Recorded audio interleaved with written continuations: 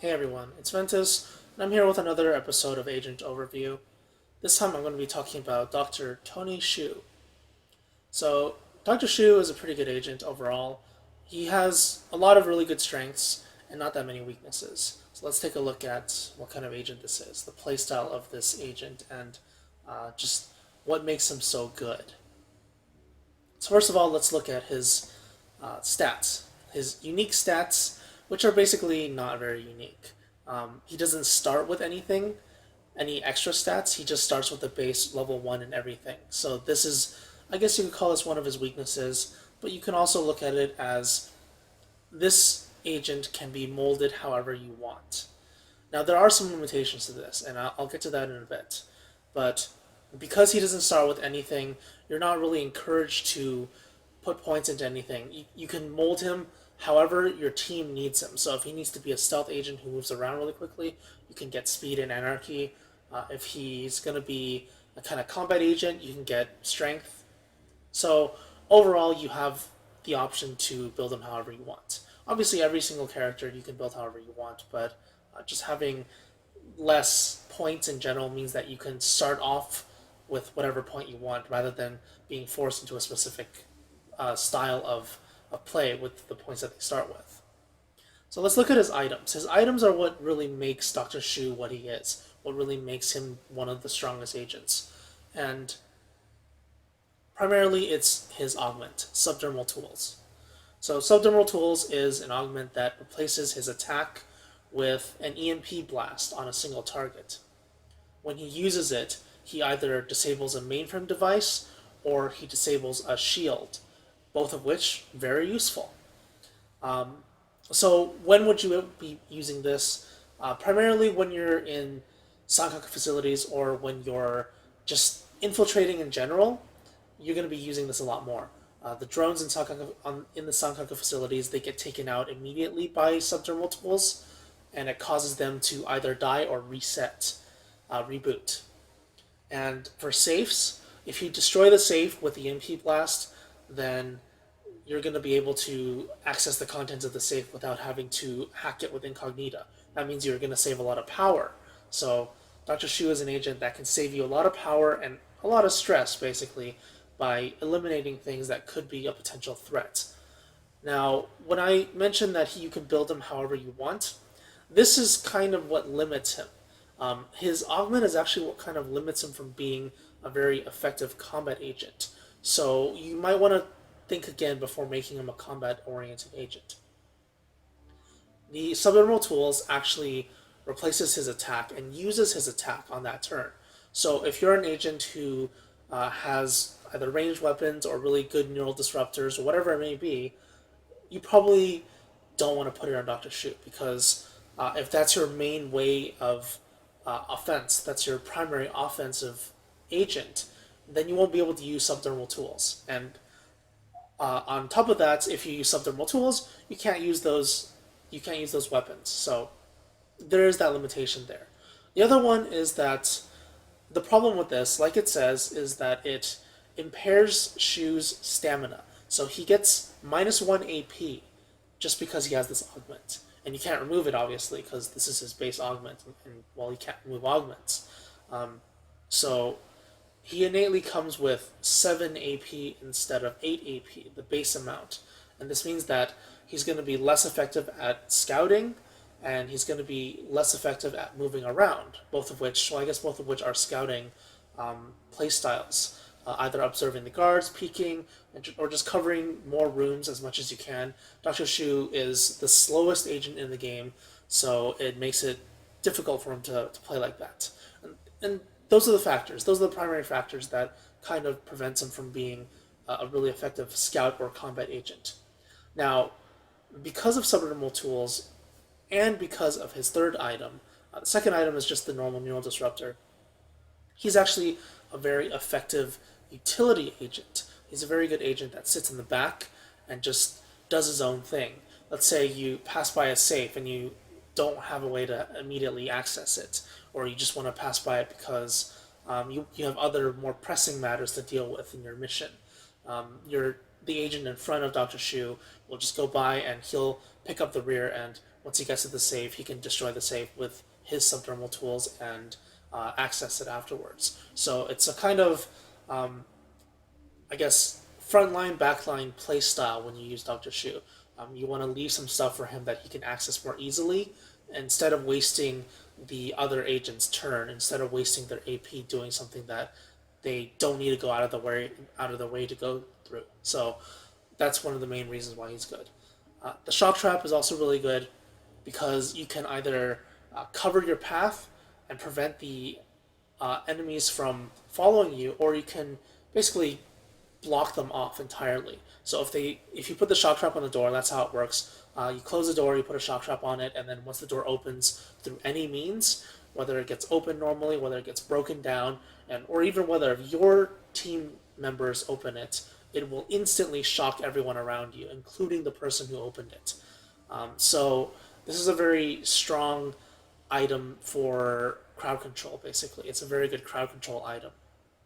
And this just adds more to Dr. Shu's playstyle of being this utility agent, just supporting your team by giving your team crowd control, giving your team, making your team use less power if you need to, and just being a supportive agent in general. That's I guess what the designers wanted him to be like, is that kind of agent. Even though you do have the option to put in whatever stats you want on him, you're still kind of encouraged to play this style on him, which is kind of unfortunate because having a flex agent is really cool. Now I want to talk about subdermal tools a bit more. Subdermal tools is really, really good once you start getting daemons. Sometimes you might find like a paradox or authority or modulate, some of these annoying ones. There are so many annoying daemons out there. Basically every daemon can be really annoying except for mask. And the problem is, most of the time you're going to have to brute force it and hack it unless you kind of hope for a daemon reversal.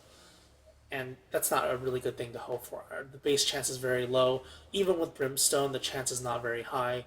So Subdermal Tools is at your disposal now. This thing, if it's a safe with a daemon inside of it, you just destroy the safe, you destroy the daemon along with it, and you can access the safe afterwards. So it's a very, I guess, safe way to access safes. And this is one of his biggest strengths and one of the main reasons why you should be taking him as one of your agents. Now, after day 5 on Endless, you're going to be encountering a lot of either guards or mainframe objects or drones that have something called magnetic reinforcement. Magnetic reinforcement basically disables the subdermal tools from functioning properly.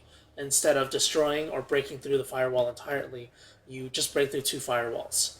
And it's still pretty good. You can think of it as a buster chip at this point. It's a buster chip that takes your attack, but it's still a buster chip that you can use every turn.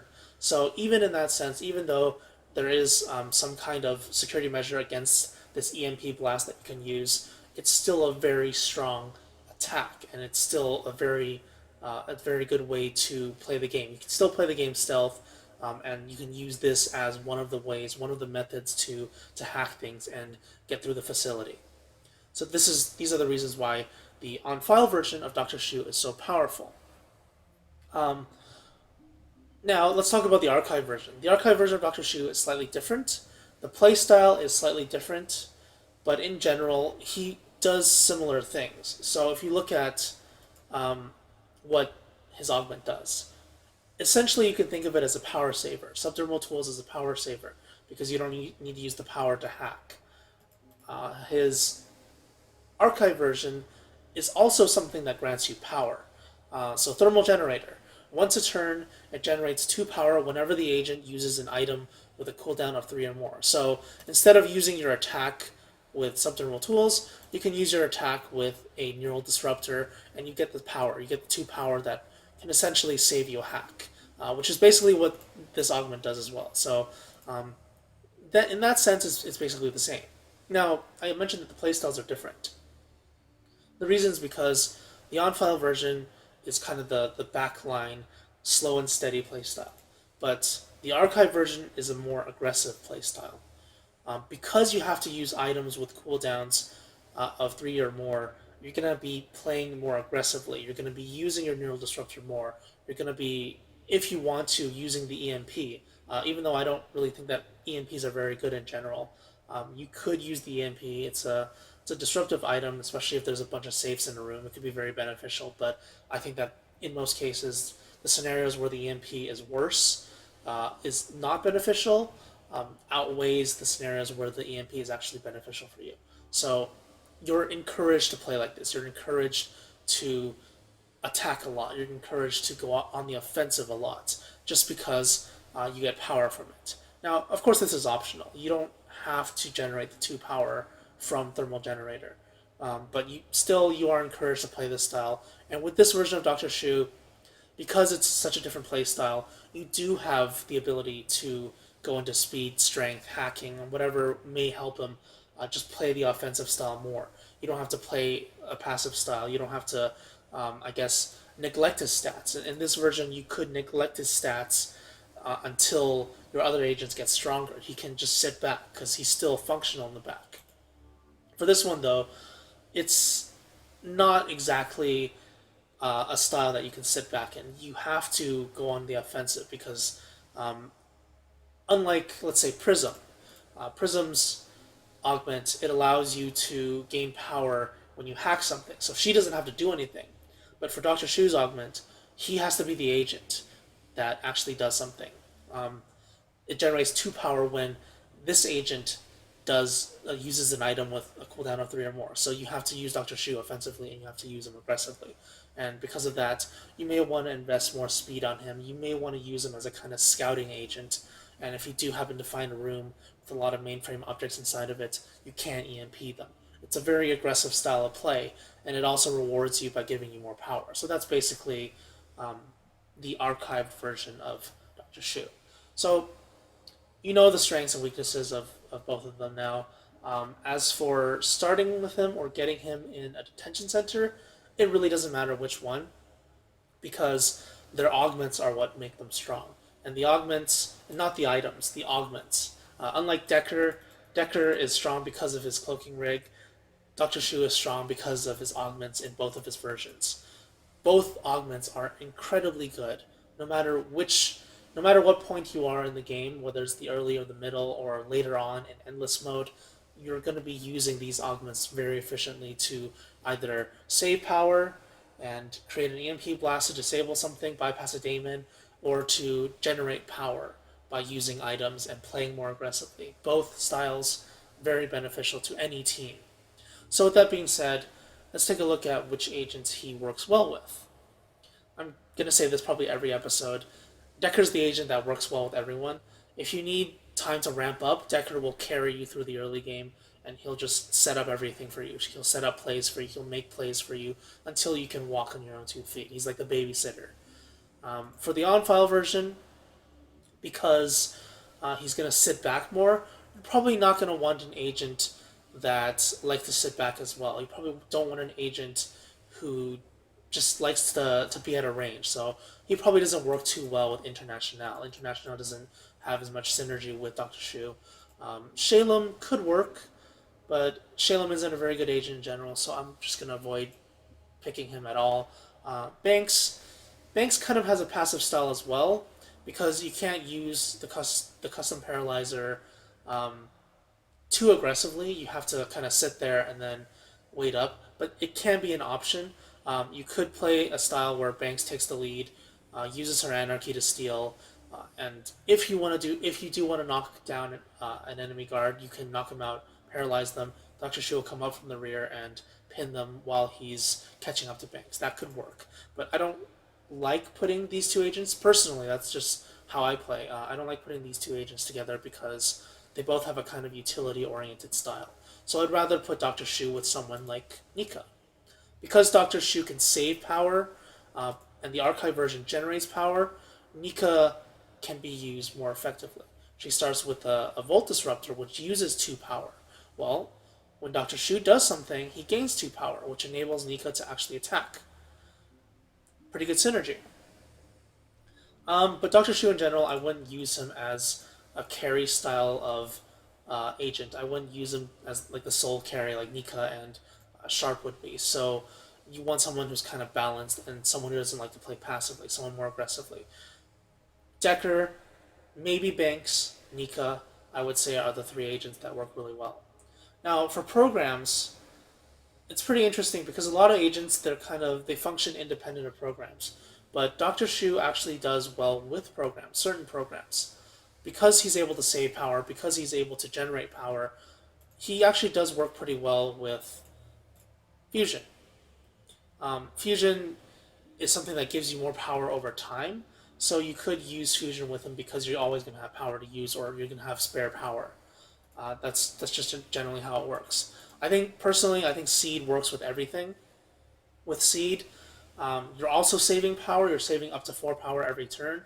With Dr. Shu, you're saving power as well, so you're going to have a lot of power. And this actually plays into the synergy that Dr. Shu has with Nika. You're going to have so much spare power that um, you're going to be able to use the Vault Disruptor very aggressively. And if you use the archive version, well, the playstyle in general is going to be very aggressive. These two together are just really aggressive, the playstyle, and it could be something fun. So basically, that's it for Dr. Shu, and that's it for this episode. I'll be back next time with another episode about another agent. Maybe this one, probably that one. But until then, thanks for watching, and I'll see you next time. Goodbye.